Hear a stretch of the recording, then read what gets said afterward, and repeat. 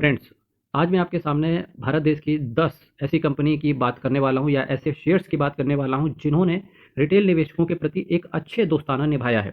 इसी सीरीज में आज आपके सामने सबसे पहली कंपनी रख रहा हूँ जो निवेशकों और प्लस कंपनी दोनों के प्रति एक अजीब सा दोस्ताना है, जो बहुत साल दर साल से ये दोस्ताना मजबूत ही हुआ है। टाइटन कंपनी लिमिटेड की आज आपके सामने बात करूंगा। दोस्तों, अगर मैं टाइटन कंपनी के बिजनेस मॉडल की बात करूं तो आप जान पाएंगे कि सबसे बड़ा बिजनेस टाइटन का ज्वेलरी बिजनेस है। यह टाइटन का सबसे बड़ा रेवेन्यू सोर्स भी है। इसके कुछ ब्रांड है जैसे Tanishq, Mia, Zoya, CaratLane. Company gold, diamond, platinum और वेडिंग ज्वेलरी बेचती है। यह डिवीजन कंपनी की आय का सबसे बड़ा हिस्सा दोस्तों लाता है। इसके साथ साथ वॉचेस और वियरेबल्स भी कंपनी सेल आउट करती है। इसके कुछ ब्रांड हैं Titan, Fastrack, Sonata, Raga, Nebula, Helios. Multi brand retail smart watches और प्रीमियम वॉचेस भी कंपनी सेल करती है। आई वेयर के भी अंदर कंपनी है, जैसे टाइटन आई प्लस के नाम से आप इसके स्टोर हर जगह देख पाएंगे। स्पेक्टिकल्स, सनग्लासेस, कॉन्टैक्ट लेंसेज और आई टेस्टिंग सर्विसेज भी कंपनी प्रोवाइड करती है। इसके साथ साथ दोस्तों कंपनी फ्रेग्रेंसेस और फैशन एसेसरीज पर भी काम करती है।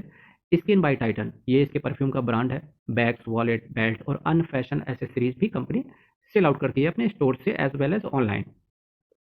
दोस्तों, अगर इंडियन वियर की बात करें तो तनेरा ब्रांड के तहत हैंडलूम साड़ीज और एथनिक वियर भी कंपनी बेचती है। टाइटन का जो सबसे बड़ी ताकत है वो है टाटा ग्रुप का भरोसा, मजबूत ब्रांड पोर्टफोलियो, पूरे भारत में बड़ा रिटेल नेटवर्क है। ज्वेलरी सेगमेंट में ये ऑलमोस्ट मार्केट लीडर है। प्रीमियम और लाइफ स्टाइल प्रोडक्ट पर कंपनी का ज़्यादा फोकस रहता है। दोस्तों, अगर मैं टाइटन कंपनी लिमिटेड के मार्केट कैप की बात करूंगा तो 4,32,814 करोड़ का इसका मार्केट कैप है। करंट प्राइस 4,875 तक आ चुका है। हाई की बात करेंगे 4,887 का, लो की बात करेंगे 3,303 का लगाया है इस साल। अब अगर दोस्तों कंपनी के स्टॉक के पीई की बात करें, प्राइस टू अर्निंग रेशियो की बात करेंगे तो 84 का है। तो वैल्यूएशन थोड़े से आपको अभी महंगे लग सकते हैं। बुक वैल्यू की बात करेंगे 177 रुपये का है। डिविडेंड कंपनी बहुत थोड़ा सा देती है, 0.31% का ये केवल। रिटर्न ऑन कैपिटल एम्प्लॉयड 20.50% है। वहीं रिटर्न ऑन इक्विटी क्या बेहतरीन है, 37.70% का।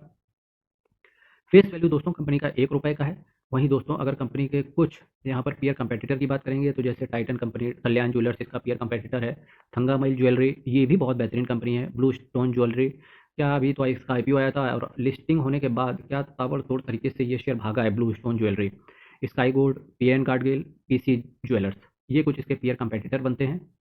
भारत देश का प्राइवेट सेक्टर का सेकंड लार्जेस्ट प्राइवेट सेक्टर का जो बैंक है वो है आईसीआईसीआई बैंक। और दूसरा शेयर मैंने इसी के साथ रखा हुआ है आपके सामने, आईसीआईसीआई बैंक। चलिए इसके बिजनेस मॉडल की बात करते हैं चल के। तो दोस्तों बिजनेस मॉडल की बात करेंगे तो रिटेल बैंकिंग सबसे बड़ा बिजनेस है इनका। Home loan, personal loan, auto loan, credit card, saving and current account, fix deposit. इस सेगमेंट से बैंक को इंटरेस्ट इनकम और फी इनकम दोनों ही मिलती है। कॉर्पोरेट और बिजनेस बैंकिंग की बात करेंगे तो बड़ी कंपनियों को लोन देना, एमएसएमई और एसएमई फाइनेंसिंग करना, working capital financing, project financing, trade finance, cash management services company provide करती है। इसके साथ साथ डिजिटल बैंकिंग की सर्विसेज भी अपने कस्टमर्स को ये मुहैया कराते हैं। आई मोबाइल पे के नाम से इनका ऐप भी आता है दोस्तों। Internet banking, UPI, business banking app, Insta बिज के नाम से आप इसे जानते हो। डिजिटल चैनलों के जरिए कम लागत में अधिक ग्राहकों तक पहुंच बनाता है।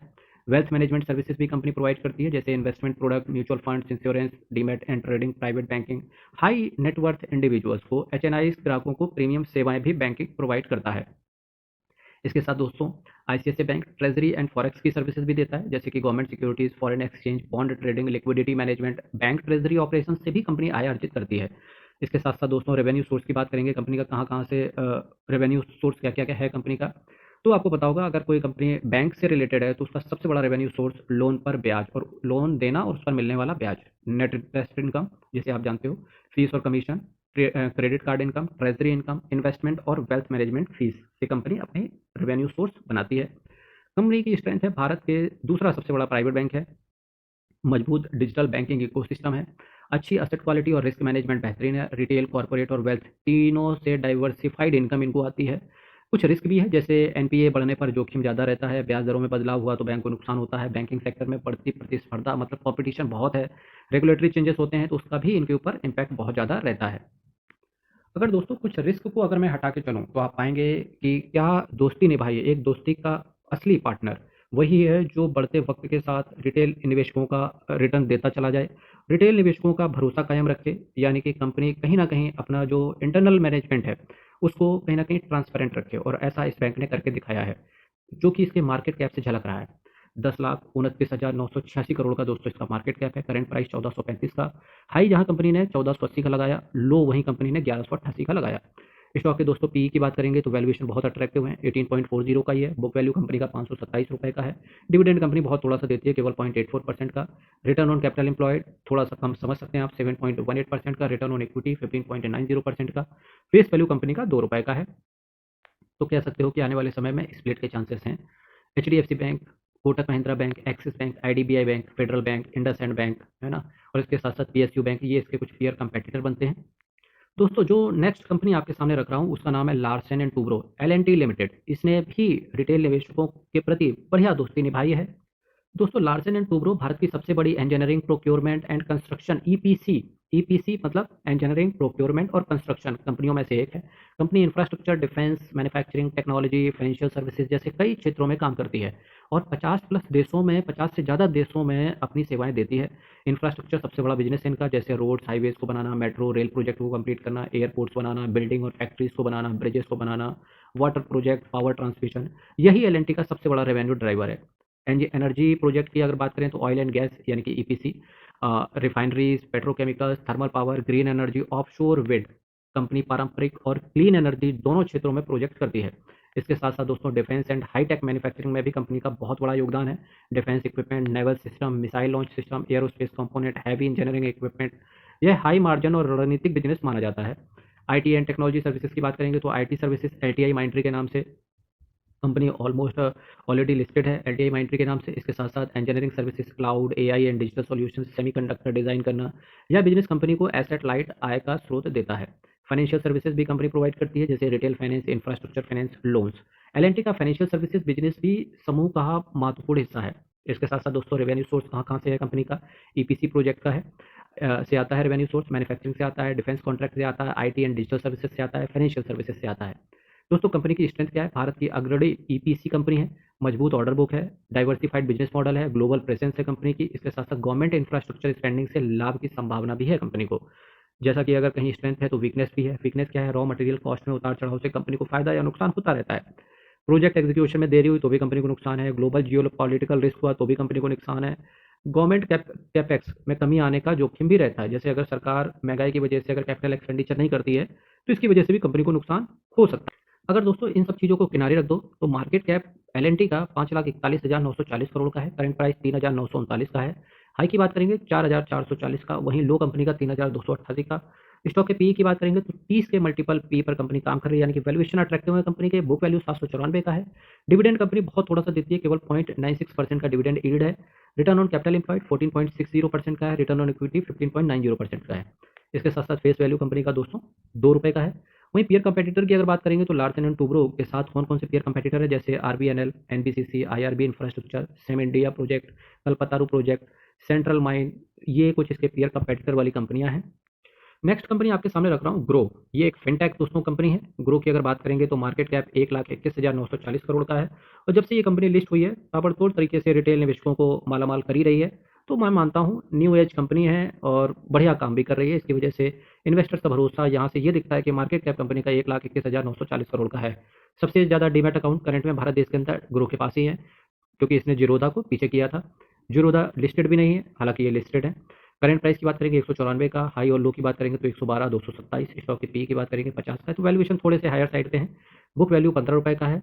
रिटर्न ऑन कैपिटल एम्प्लॉयड क्या शानदार है, 37.30% का। रिटर्न ऑन इक्विटी 28.80% का, जिसकी वजह से कंपनी लगातार परफॉर्मेंस भी डिलीवर कर पा रही है। नेक्स्ट कंपनी दोस्तों कहते हैं कि अशोक लेलैंड लिमिटेड को। इसको दोस्तों किसी इंट्रोडक्शन का ये मोहताज नहीं है। इसको तो आप बोल सकते हो तो दोस्ती ऐसी हो जैसे अशोक लेलैंड जैसी।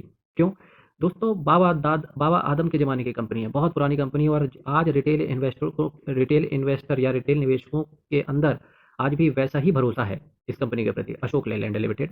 इसको भी इंट्रोडक्शन की तो जरूरत है नहीं, फिर भी कुछ चीज़ों की बात कर लेते हैं।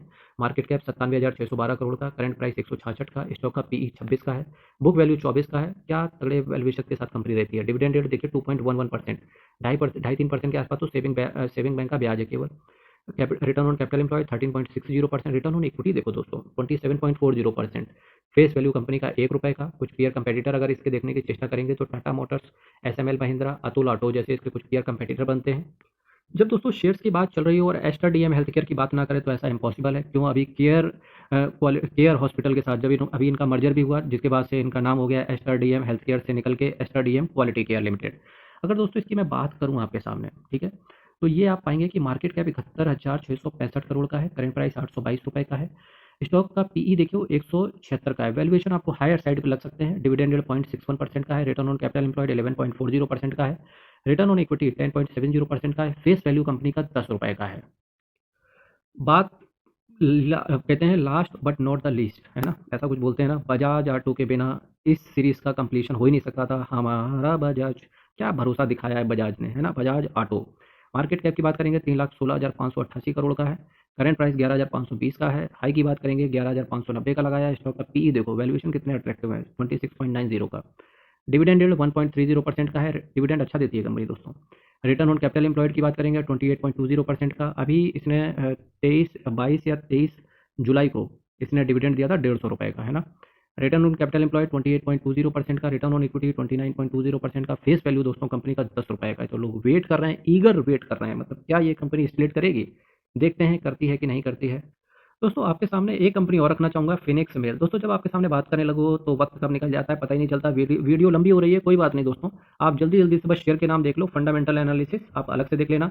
फिनिक्स मेल लिमिटेड, इसकी भी बात करूंगा। मार्केट कैप 67,716 करोड़ का है। करंट प्राइस 1893 का है। हाई की बात करेंगे 2170 का लगाया। स्टॉक का पीई 52 का है। बुक वैल्यू ₹307 का है। डिविडेंड बहुत थोड़ा सा कंपनी देती है, 0.13% का। रिटर्न ऑन कैपिटल एम्प्लॉयड 12.80% का है। रिटर्न ऑन इक्विटी 11.60% का है। फेस वैल्यू कंपनी का ₹2 का है दोस्तों। अगर फिनिक्स मिल के बिजनेस मॉडल की बात करोगे तो दोस्तों क्या करती है, ऑपरेशन और management of malls, construction of commercial and residential property का, इसके साथ साथ hotel businesses in India. Its core business include retail, office, hotel and management, asset management company का मेन कोर बिजनेस है। तो दोस्तों वीडियो कैसा लगा कमेंट बॉक्स में बताइएगा। आपको किस शेयर का फंडामेंटल एनालिसिस जानना है, उस शेयर का नाम कमेंट बॉक्स में लिख दीजिएगा। पर्सनल बातें करनी हो तो यूट्यूब के अबाउट सेक्शन में व्हाट्सएप नंबर ऑलरेडी मैंने वहाँ पर रख दिया है, तो आप वहाँ पर मेरे से डायरेक्टली कनेक्ट कर सकते हैं दोस्तों। बाकी ऐसा ही आशीर्वाद बनाए रखिए, चैनल को सब्सक्राइब करना, वीडियो को लाइक करना। हर हर महादेव, कल फिर आपके साथ मिलेंगे, तब तक के लिए बहुत बहुत धन्यवाद।